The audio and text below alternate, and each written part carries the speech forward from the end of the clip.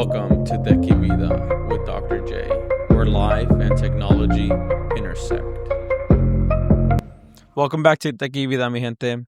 I want to start off today with providing a few tips and making things a little bit differently, but I also want to focus today's episode. If your house is anything like mine, y'all know it's been a whirlwind with school schedules, new routines, traffic, my daughter's soccer practice. So that is something that I'm always thinking about when I, get towards the fall or around August, September, even July. With that, I do want to start off with a quick tip. For today, I am going to start including tips in this podcast. It was something that was asked. So one of the ones that I wanted to add is I do a lot of checklisting, and I have a really big whiteboard in my office space where I tend to highlight and call out some key items that I am going to be working through, more like checklisting. By the way, there's a great book tied to checklisting for those of you that are in need of that. Big fan of checklisting, but neither here nor there. Today, I really want to talk about a tip that I use. So because I like to write things on a board, and yes, I work in the tech, but sometimes I like to do things a little bit differently. So what I do is I write on a whiteboard, and typically when I clean up, I start to erase, and sometimes I forget what I erased. It might be something important. So I would snap pictures, and my wife would always look at my phone and say, "Hey, why do you have a lot of pictures in there? You have to clean up," or stuff of that nature. And yes, I do, but not as well as she does. She's really organized. So she actually introduced me to something that just was really interesting. And funny enough, I was not aware of it. Within the Notes app, I have an iPhone. She's like, "Hey, if you pull up your phone, you use the Notes app and you take a picture, you're going to be able to digitize those notes that you wrote." To me, working in the tech industry, I'm always thinking about the latest and greatest, and it was something simple that's been around. And I do know that, there's a lot of usage when it comes to the camera, but this tip was really pretty cool for me, and I wanted to share it with y'all. Again, your phone is a scanner, and I think most of us already know that. For me, it was something new. So it shows what and how some of us overlook technology. And I'm not afraid or shy to say it, but I did, and my wife really brought this to me, and it was something really cool. It's free. Again, I just point the camera at a whiteboard, at a document, and it will turn the content into something that's digital. Again, just wanted to call out that as I'm doing cleanup and as I'm prepping for this fall, again, I'm checklisting. We always plan for the week. We always plan for this term, especially with our busy schedules. So we were doing a lot of whiteboarding, and I wanted to make sure that I saved it. So tip, make sure that you're leveraging and using your phone and your devices well. Again, I'm always learning. So that's one of the tips that I wanted to share with y'all today. Now, with that, I will transition to what I wanted to cover for today's podcast. I just talked about checklisting and why I had to start a new checklist for this term. Again, my daughter's starting her soccer, her school. We were prepping and ramping up for back to school. With that, I did want to talk about a few things tied to back to school. I work in the tech industry within higher ed, but today I'm going to focus on back to school, really thinking about my experience with Audrey and as a family. And I'm also going to talk about higher education and, what I'm observing there within the tech industry, because there's a lot to unpack and what's going on there. And I will close it out with some things tied to what's going on in the tech sector overall. There's a lot going on in there, and I wanted to spend some time. Now, with that, I did want to start talking about back to school, or I would call it the AI Schoolyard, because we did things a little bit differently this time around. And if you recall my last episode, we were talking a lot about AI and the summer and how the usage went down. And a lot of the articles and a lot of the research were saying that AI is tied to cheating.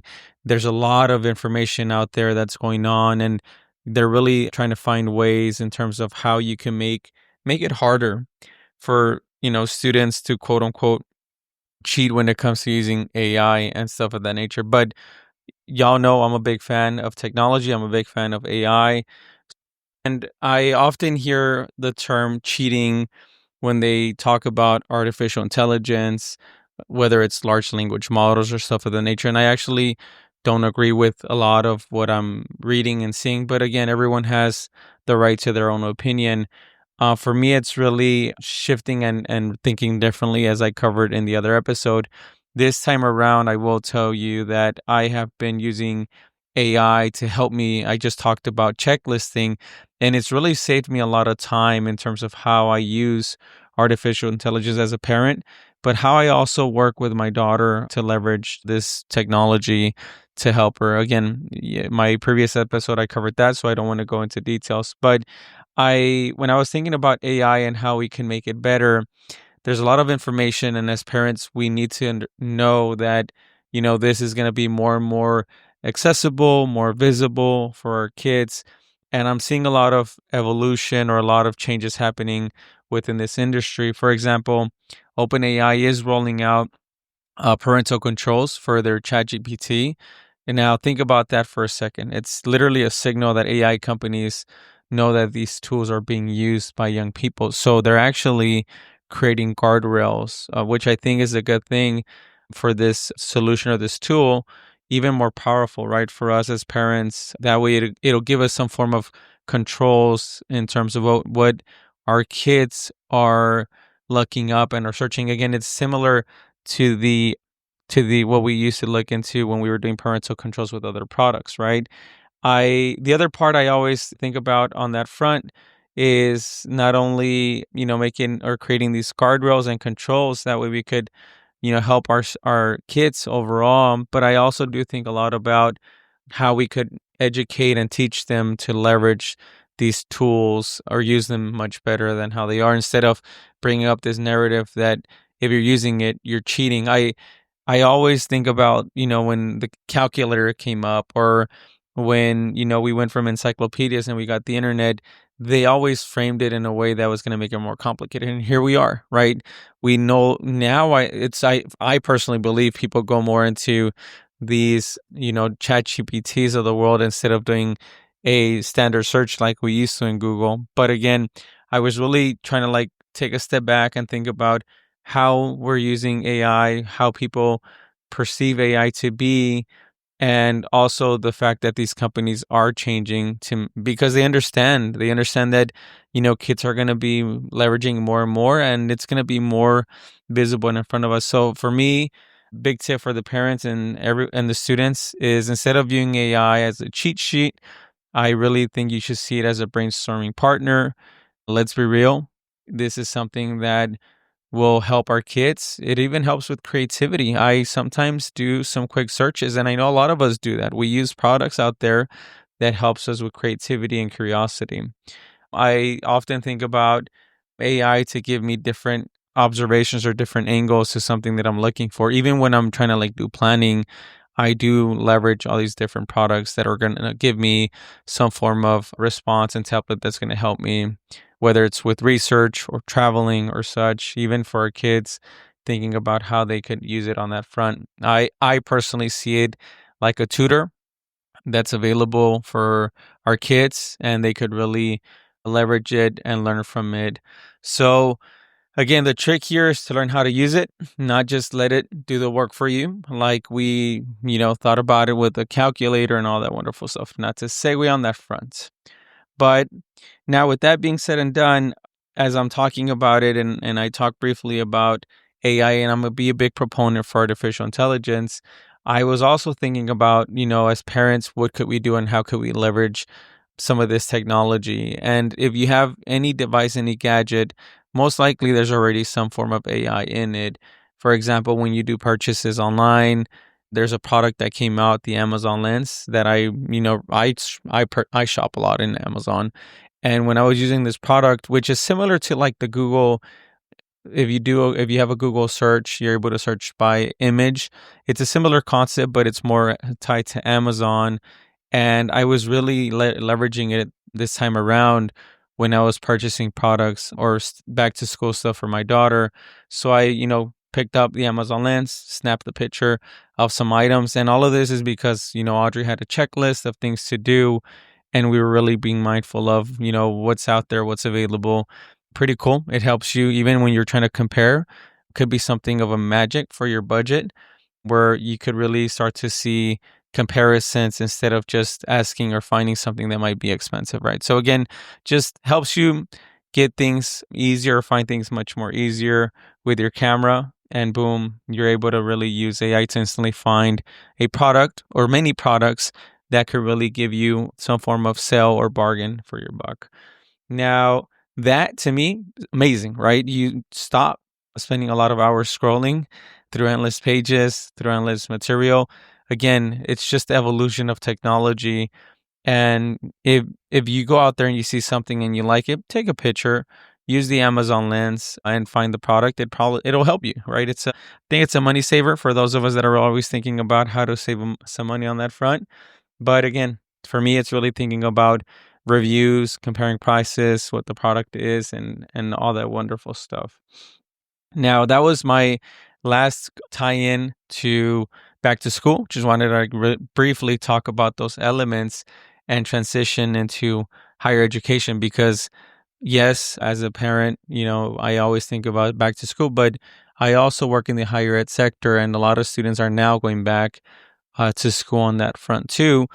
But I am going to focus more on the business side of higher ed. So I wanted to really spend some time today talking about technology in higher ed and where we are. I recall during the pandemic where we had to get crafty and we really had to think about it, really pushed us to move into this landscape or this way of thinking that I really thought a lot about and was to some extent thankful because it helped a lot of education institutions move forward in a way that was going to really help us get to the 21st century or really to a modern era where we've been lacking and higher ed has been lacking for the most part. Now, why am I talking about that? I'm talking about that because when I think about higher ed and where we are today, and I've been reading a lot of what's happening, to me, the term budget, finances, and what's happening within the higher ed field, because it's every day being attacked, it's really changing how folks are really thinking from that. And this could be leaders within the higher ed field that are thinking about how they're able to like really shift and pivot with everything happening. And that's like a recurring theme. So when I was scrolling through EdTech magazine, there was this roundtable article or roundtable discussion by some higher ed leaders in terms of IT departments and what they have to do to make every dollar count. And that's because the monies are tight, right? And there's a lot of changes happening in the higher ed, whether it's tied to enrollment. But to me, I've always thought that it's always been a good idea to really take a step back, assess and audit what you have, and then think about how you could really leverage your existing solutions or consolidate your existing solutions and think about ways that are going to make you more efficient into the future. Now, with that, what happened or what's happening right now is higher ed is really rethinking how they do and support the students, right? We saw it during the pandemic. We're now seeing it happen a lot more frequently where, you have to really think about smart long-term investments that are really going to help you how in terms of how you're serving your students. I will share higher ed has changed in terms of its consumers or in terms of its students or constituents. They've changed much more rapidly than how higher ed overall has changed alongside with them. Students today are, they have more and more needs and demands, and it is really critical that higher ed leaders think about what it is that they're going to be buying before they click the buy. And this is really because, tomorrow the students are going to think much more differently. So overall, I always like to think about the big picture, not just immediately was a pain point, but really take a step back and, from the tech landscape, think about how you could really, support or scale into the future instead of dev or building something within, maybe, purchasing out of the box that's going to really help you in terms of a lot, right? Cost and so forth, innovation. I briefly talked about auditing, right? I always have been a fan of making sure that you're able to audit what's within your respective domains, what you're currently or what's in your portfolio within higher ed and in technology. And this is in general, not even higher ed, but I think it's K through 12 and higher ed that they really need to keep focusing on those subscriptions. Because to me, if you really, that you should be working much more smarter in terms of how you're doing business within the field, because you're here to really, try to like think overall how you're going to continue to serve your constituents, understanding the shifting landscape in the field. And finally, the big item that I really liked from this roundtable where they were talking about it was really being open to different solutions. I've always been intrigued by a lot of folks when they come to me and they have a solution already in mind. And I always pause and ask, what is the problem that we're trying to solve? Before I even dive into the solution, I want to understand the problem. Is it a piece of the problem? Are we trying to fix the whole problem? I always tend to ask a lot of the questions tied to that, because what I often see and observe is we're really focused on these minuscule problems and we often come with the solutions, but don't really think about what the big picture is and how we approach it from a market research perspective to find, because there's a lot of products out there, and really looking and doing some competitive analysis, market research, and finding a solution that's going to really help, especially with student needs. You would have to be flexible as a leader that way, or open-minded, to really think about the potential and the savings, because if you don't, it's really going to affect you. The overall, I do think that in higher ed there's a lot of opportunity, understanding the shifting dynamics and what's going on today. But I've always, been really amazed at how what I consider to be the phenomenon in higher ed is changing over time. And I will close out this segment really talking about what just happened recently, which is really interesting. And it again, it happened this week, which is the buzz behind Meta, or Mark Zuckerberg, and reports where he announced that an investment of $600 billion in the by 2028. So within the next 2 years, Meta is going to be investing $600 billion into the US, and this is going to be more focused on the infrastructure. But in there, it was also the Apple and Meta partnership for AI. The rumor is that Apple will be using Meta's AI Llama on its devices. I'm really curious to see how that's going to work, because there's a lot of momentum or movement going on within the AI landscape, especially with, the competition and what's going on. But what I found interesting was $600 billion. That's a lot of money. And, it I don't know if that was just a random number throwing out because they were in front of, this administration who is so controversial in of itself, and what it felt like these tech folks were bending the knee.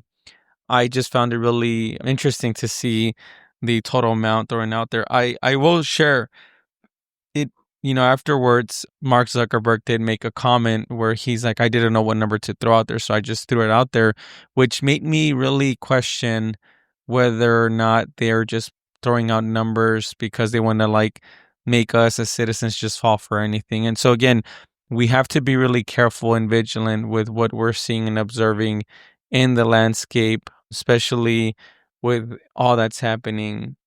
And I hope that is true. The $600 billion are going to be invested. And I do hope that it creates great opportunities for a lot of folks out there. I am always optimistic. I always think about the best. And, it might be naive of me to be that way, but, they're investing and they're saying they're going to bring everything back to the States. I also know that, this idea is to really have AI at the forefront in the US, because we have a lot of competition. There's a lot of competition out there, and we need to, for what I feel like could be a fiercely guarded ecosystem with what's happening in that AI landscape and how everyone's going all in to it. So again, these companies, they're really thinking about building the future. And for me, it's, really optimistic to see what's going to come out of it. I, really think that these partnerships are hopefully for the good, but we will see. I am really just always trying to like observe and see how they unfold. I'm a big Apple person. I love the products from Apple. I am just really intrigued at how Apple hasn't gone on its own to do their own AI investments on several fronts. For example, I know that they have a partnership with ChatGPT, and we now have like Mark Zuckerberg and his companies getting into the AI landscape. But quite frankly, I still, again, really curious, optimistic to see what's going to come out of there. But I still think that OpenAI is at the forefront, and they're going to continue to be at the forefront for some time with their models.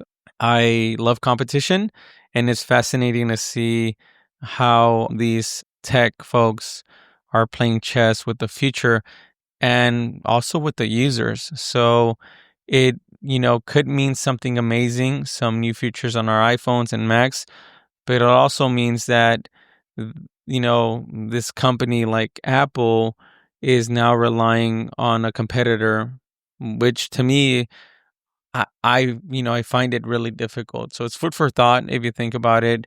And as we wrap up, that was it. That was the three different things I wanted to talk, and there's a lot to unpack thematically in there. But I did want to leave you with one final thought. Technology is a tool. It's pretty much a hammer. It's not a house. And like any good tool, it's more powerful when you know how to use it to build a better life for yourself, for your family, and really thinking about society overall. Don't let it overwhelm you. Instead, let it simplify your life. I am invested into AI, and it has helped me. It's saved me some money. And maybe, just maybe, it'll help you find that perfect backpack, right? With everything that we talked about. And that's all for today, folks. I want to thank you so much for joining me on this episode of Tequi Vida. If you have any questions, tips, or just want to say hello, I will be posting my social media information. I love hearing from you. So until next time, stay curious, stay smart, and may your tech always work in your favor.